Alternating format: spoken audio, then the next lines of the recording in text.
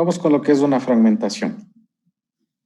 Ya, entonces nosotros vamos a comenzar a ver ciertas características que un administrador de base de datos va a comenzar a realizar a su base de datos para que sea más rápida. ¿Sí? Por lo general, ¿qué es lo que hacemos siempre? Es crear la base de datos y ahí se queda, ¿no es cierto? Simplemente para insertar datos. Pero, por lo general, ya a nivel empresarial ya no funciona tan así porque se vuelve lento, ¿no? La administración de la base de datos. Entonces, nosotros tenemos que comenzar con la partecita de lo que se llama arreglar la base de datos o tunear la base de datos. Entonces, una de las principales características es la fragmentación. ¿Qué me permite la fragmentación? Como su nombre mismo lo dice, dividir a la base de datos original en partes lógicas. ¿Sí? Es decir, que si yo tengo una base de datos grande, yo la puedo dividir en partes, pero lógicas, no son físicas. ¿Sí? Es decir, estas partes lógicas solamente se van a guardar dentro de la CGA. No físicamente dentro de los discos duros o de los datos, ¿sí? Es decir, por ejemplo, les pongo un ejemplo sencillito, ¿no? Hablemos de la universidad, ¿sí? Como les decía, la universidad está dividida por facultades. Entonces, ¿qué pasa? Anteriormente tenía una sola tabla que se llamaba estudiantes y a esa tabla accedían todos los estudiantes de todas las facultades y de todas las carreras. Terrible. Cuando había matrículas, bueno, ustedes no creo que han pasado todavía eso, porque recién están en sexto, pero antes para matricularse se colgaban los sistemas, no funcionaba bien. En días de matrículas, bueno, hasta ahora creo que pasa eso, pero ya no como antes. Y antes sí dejaba de funcionar totalmente los sistemas. ¿Por qué? Porque todos los estudiantes, imagínense, de toda de toda la universidad, conectados al mismo tiempo, era terrible. Entonces, ¿qué hicieron? ¿Cómo fragmentaron? Esa tabla estudiantes la fragmentaron por facultad. Pues como son 9 facultades dentro de la universidad, ya no se tiene tanto en cada facultad ya no hay mucho alumno, ¿no es cierto? Entonces ya fragmenté una parte. Entonces ahora, por ejemplo, los de sistemas entran solamente a su fragmentación de sistemas, ya no entran a toda la tabla de estudiantes, ¿no? Igual, los de humanas entrarán solamente en su partecita, igual, pero vieron que igual aún así no funcionaba. También, entonces, ¿qué hicieron? Fragmentaron por carrera. En este caso, en la FICI hay 4, a ver, ahorita creo que hay 6 carreras, creo. Entonces, fragmentaron por carrera, entonces, ya se, por ejemplo, los de sistemas, los de TI, los de software, sí, ya es un grupo más pequeño, ¿no es cierto? Entonces, ¿qué logro con grupos más pequeños? Hacer que yo busque en una tabla más pequeña, ¿no? Es decir, si yo tengo, por ejemplo, no es lo mismo buscar en la universidad, creo que hay 10,000 estudiantes, no es lo mismo buscar en 10,000 estudiantes que buscar en la carrera solamente por ejemplo, de TI, que solamente creo que hay 200 o 300 estudiantes, ¿no es cierto? Es mucho más rápido, por obvias razones. Sí, pero ¿cuál era la dificultad de esto de la fragmentación? Es que es lógico, ¿no? Son solamente tablas lógicas que se crean. Ahora, ustedes me preguntarán, pero yo puedo, por ejemplo, o yo me hiciera la pregunta, cuando yo saco respaldo, se saca, por ejemplo, de los fragmentaciones, porque son lógicas, ¿cómo voy a sacar algo? Ahora, lo lógico, ustedes pueden convertirlo a físico. ¿Cómo lo convierto a físico? Mandando esos datos, por ejemplo, de la fragmentación, pueden crear una vista con los datos y ese tiene algo físico. O a su vez, pueden crear un table space, que también vale, de la fragmentación lógica, y ya se crea algo físico, y de eso sí yo puedo sacar respaldos, ¿no es cierto? Entonces, ya son cuestiones de simplemente ir mejorando la situación de la fragmentación. ¿Sí? Entonces, hasta ahí está claro lo que es una fragmentación. ¿Está claro? ¿Alguna pregunta? Ya, entonces existen 3 tipos de fragmentaciones. La fragmentación horizontal, como llaman las compañeras, o a nivel de fila. Fragmentación vertical, o a nivel de columna, o también se la llama de rango, o range, si ustedes quieren llamarla en inglés. Y la mixta, que es simplemente una combinación entre la fragmentación horizontal y vertical, que también se la llama hash. ¿Estamos? Entonces, ¿qué es la fragmentación horizontal? Dividir por filas, es decir, por ejemplo, yo tengo un curso, sí, yo quiero saber todos los que son de apellido Núñez, por ejemplo. Si quiero fragmentar a mi tabla curso por todos los que sean apellido Núñez, entonces estoy trabajando a nivel de fila. En cambio, a nivel vertical, yo trabajo, o a nivel vertical que se llama rango, yo voy a trabajar por rango, ¿sí? Es decir, voy a decir, por ejemplo, sácame todos los estudiantes que sean masculinos, todos los estudiantes que sean femeninos. Entonces, ahí trabajo a nivel de columna, pongámoslo así. Todos los estudiantes que sean mayores de edad, todos los estudiantes que sean menores de edad. Entonces, ahí se trabaja en columna, ya no se trabaja a nivel de fila. ¿Estamos? Entonces, ¿qué pasa, por ejemplo, con estos datos que yo mando a sacar de la tabla original? Para que ustedes lo entiendan, se crea otra tabla, pero no física, sino lógica, con los datos que yo mandé a sacar. Entonces, al hacer el select, ya no hago el select a la tabla estudiantes, sino a la fragmentación de estudiantes. Y ya no contendrá los 10,000 estudiantes que les dije, sino solamente los estudiantes de acuerdo a la fragmentación. Y la parte del hash o la fragmentación mixta que se llama es la combinación entre fila y columna. Es como decía ahí, es una subfragmentación, la llamo yo.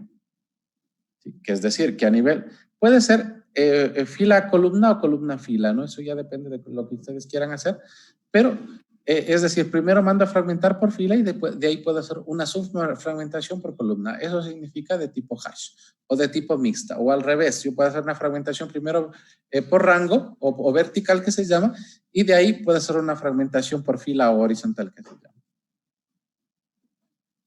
¿Estamos claros, por favor, hasta ahí? ¿Hasta ahí estamos claros? ¿Alguna pregunta hasta ahí? ¿Está entendido la teoría de la fragmentación? ¿Y para qué sirve fragmentar? Ya.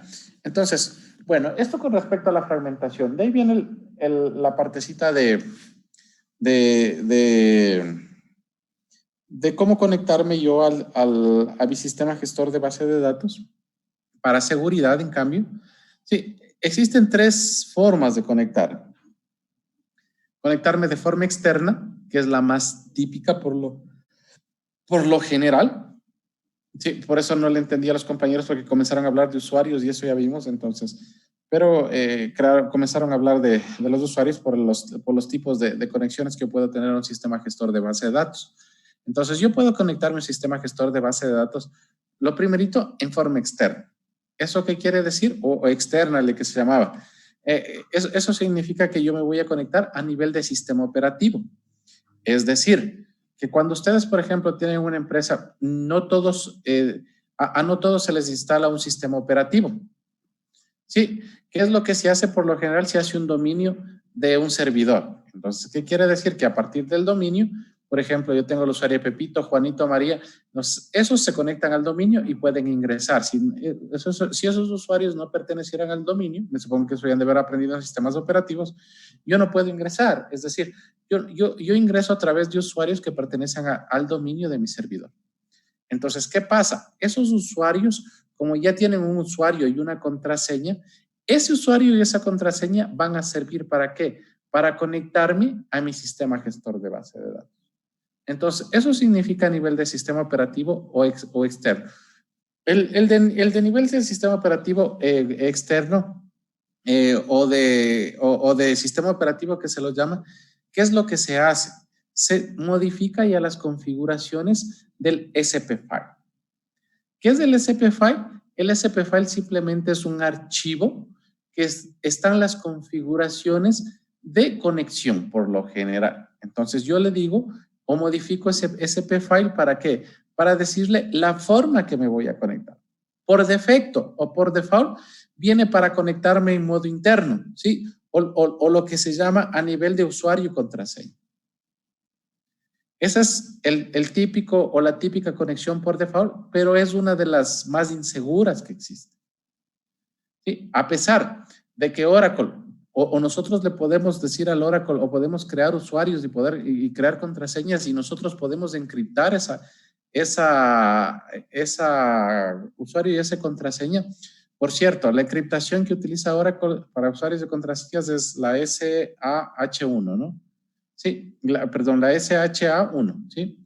Entonces, esa es un algoritmo que me permite encriptar. Si es, convierte un carácter a 64 bits, ¿no? Entonces es súper difícil de desencriptar esa situación. Y la otra típica que tiene es la MD5, ¿no? Que por lo general todo el mundo conoce, creo que esta MD5, que es, ahora ya no es segura, ¿no? Sí, entonces por lo general ya no ocupa la MD5, sino la SHA-1. ¿Sí? Entonces, ¿qué pasa? Como yo sé o puedo encriptar las contraseñas, ¿sí? O hay un comando para decirle que me ingrese el usuario y la contraseña, pero esa contraseña se ingresa encriptada. ¿Qué pasa? Yo ya puedo tener seguridad, pero eso no es tan seguro, pongamos. Por eso es que por lo general el Oracle siempre viene por defecto con esta, ¿no? Para que se pueda configurar las otras dos. Que ya vimos, la una es la de sistema operativo y ya vamos a ver la otra. Estamos, entonces, ¿qué pasa con esta de usuario y contraseña? Es lo típico, no se crea usuarios, porque les vuelvo a insistir, los usuarios SIS y SysDB y System son solamente para instalación y configuración de usuarios. De esos usuarios no se los ocupa. ¿Qué se debería hacer? Crear un usuario que tenga la parte administrativa o que sea SysDBA, y ese usuario debería hacer las configuraciones. ¿Para qué? Para cuestiones de monitoreo, ¿no? Es decir, de monitoreo, saber quién creó, a qué hora se creó y todo ese tipo. Porque los usuarios sí existen, van a tener todos los privilegios y no se guarda las auditorías por lo general, ¿no? Entonces, pero ya si yo ya tengo un usuario, ya le puedo auditar a ese usuario. Y que vamos a ver después cómo se audita. Sí, entonces, por lo general, estos tipos de autentificación de usuario y contraseña son seguros, pero no son tan seguros igual, ¿no? ¿Qué pasa si alguien sabe mi contraseña? Igual puede ingresar, ¿no? Sí, entonces, es algo que no es tan seguro, ¿no? Entonces, ya vimos dos tipos de forma de conexión, el usuario y contraseña y el de sistema operativo. Y el tercer tipo es de forma global. ¿Qué quiere decir de forma global? Es cuando por lo general utilizan o van ustedes a utilizar o se van a conectar en forma remota a su base de datos. ¿Cuándo se da por lo general esto? Cuando ustedes crean ya un sistemita. Sí, es decir, ustedes crean un sistema en cualquier lenguaje y por lo general, ¿qué es lo que qué es lo que típico que se hace? Crear un usuario y contraseña, ¿no es cierto? Entonces, ¿qué es lo que se hace en este caso? Yo creo un usuario y contraseña y eso lo valido contra el sistema gestor de base de datos. Entonces, es como quien dice una doble validación, ¿no? Yo pongo, valida mi sistema, pero también valida la base de datos y es un poco más segura que solamente el usuario y contraseña, ¿no? Aparte que, por lo general, una base de datos no se la manipula desde el sistema gestor de base de datos, solo el administrador podría hacer eso, ¿no? O los administradores podrían hacer eso. Ahí los usuarios finales tienen un sistema para poder acceder a la base. Sí, entonces, y dependiendo de las características que tenga, pueden hacer ciertas transacciones o no pueden hacer. Entonces, ¿qué es lo que por lo general se hace? Se hace de forma remota, es decir, a través de un medio de SSL, de HCP o lo que ustedes quieran, de acuerdo a los dispositivos de red que ustedes estén ocupando. ¿Sí? Pero por lo general, como les dije, simplemente un sistemita que me va a permitir conectarme a mi sistema gestor de base de datos y este va a mantener seguro a través de las claves tanto del sistema como de la base de datos. Es decir, que me pide usuario y contraseña, pero eso se valida contra el sistema gestor de base de datos.